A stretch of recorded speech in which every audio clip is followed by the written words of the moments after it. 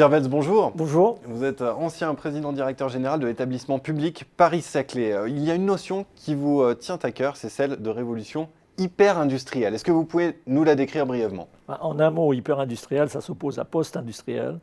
Et ça signifie le processus très fort de convergence entre l'industrie, qui reste au cœur de l'économie, même chez nous, les services, et le numérique, bien sûr, qui vient transformer tout ça, le tout sous contrainte, et puis sous incitation de la mutation écologique et énergétique pour le réchauffement climatique, etc. Voilà, c'est ça, c'est cette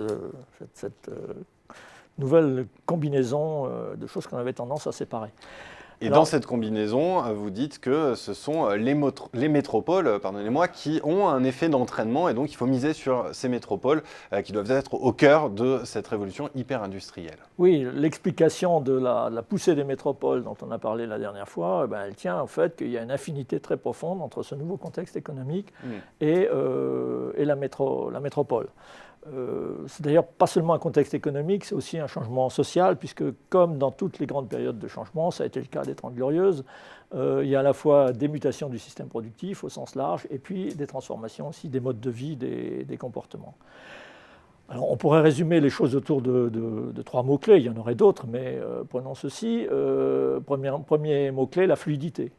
Une économie qui a besoin de fluidité, des ressources, et la métropole, par exemple, permet des réarrangements permanents des chaînes de valeur beaucoup plus souples que le monde non métropolitain. Deuxième mot-clé, le mot de légèreté. Pourquoi ? Parce que vous voyez bien qu'un certain nombre d'activités aujourd'hui n'ont pas besoin d'infrastructures, en tout cas directement d'infrastructures lourdes.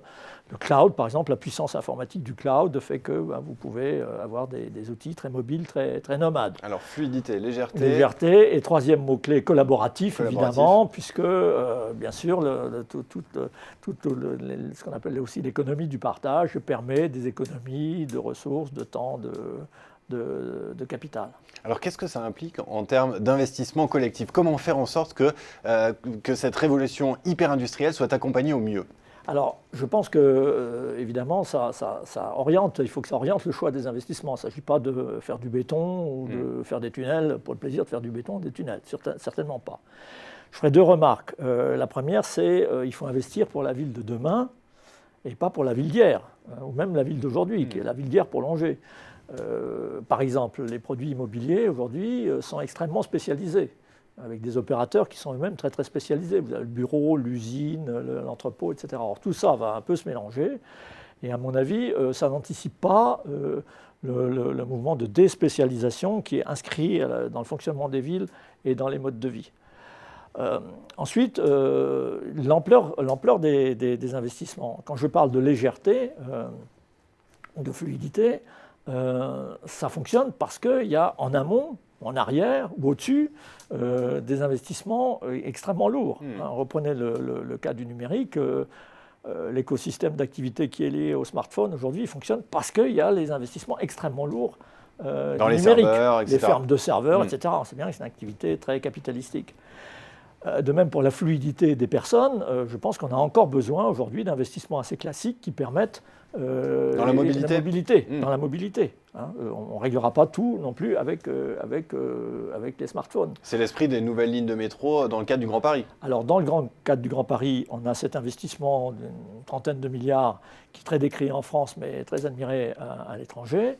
Il y a d'autres grandes métropoles françaises qui auraient besoin de projets de ce type. Je pense par exemple à Aix, Marseille, Provence. La métropole vient d'être créée.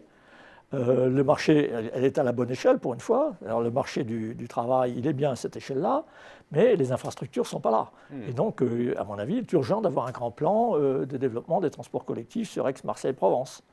Un autre exemple, c'est le bassin minier du Nord-Pas-de-Calais, qui va mal, comme vous le savez, mais qui est tout près de Lille, mais très mal connecté à Lille. Donc quand on aura compris que la métropole, c'est l'agglomération lilloise et le bassin minier, et qu'on aura mis un système ouvrant le marché du travail, je pense que ce sera un élément important pour le développement de cette région.